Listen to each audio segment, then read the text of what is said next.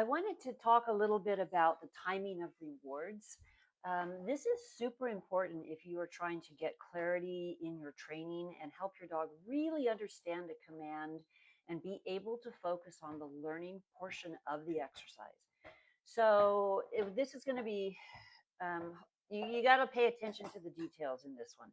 But if you can see the subtle switches in certain things, you'll find that when you do this and apply it to your own dog, it's going to make a big difference in how he behaves for you. So let's take a look, first of all, at this video. So here, we're going to be using toys as the reward in this case. So what you'll see is that the dog, when he knows what the toy is. He's played with this toy many, many times. He loves this toy. He would do anything to get his tug toy.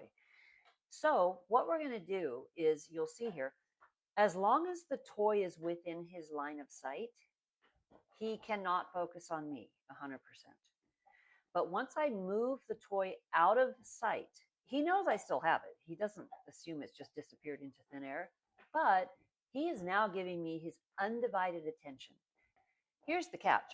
If I tell him, okay, and then present his toy, his reward, then I have not interrupted his focus on the command of sit. But if I bring the toy back into his line of sight and then tell him okay, I have broken his concentration on me and what he's supposed to be doing. And I've introduced this distraction, meaning the tug toy. So it muddies up the learning process. So what I want to do instead is give the dog the command, okay, whether he's looking at the toy or not at that stage. Make sure he cannot see the toy so that I get undivided attention. Then I'm going to release him with a free or break or okay, whatever your release word is. I'm going to release him, give it a second, and then present his, in this case, his tug toy, his reward. You can do the same if you're using food or whatever. If you're going to throw a ball instead of play tug, if that's your dog's reward, great.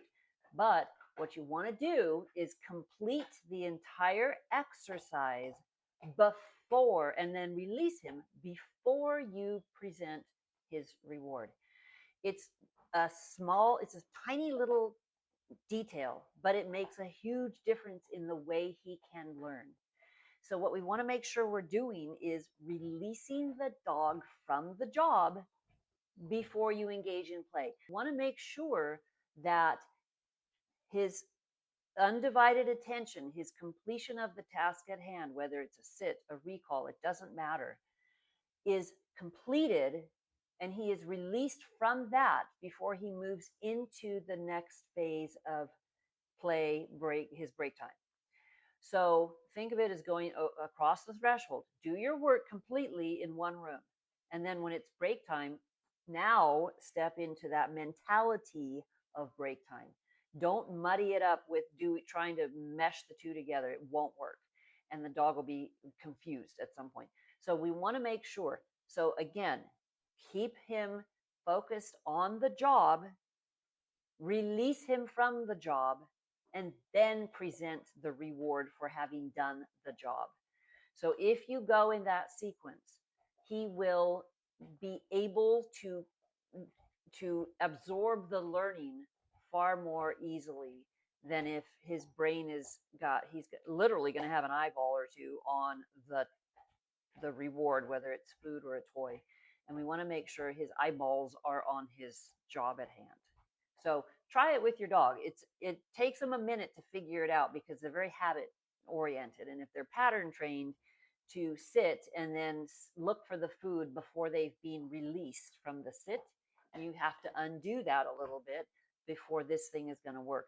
But it does work, and it's a game changer as far as your dog's ability to retain their focus on the job.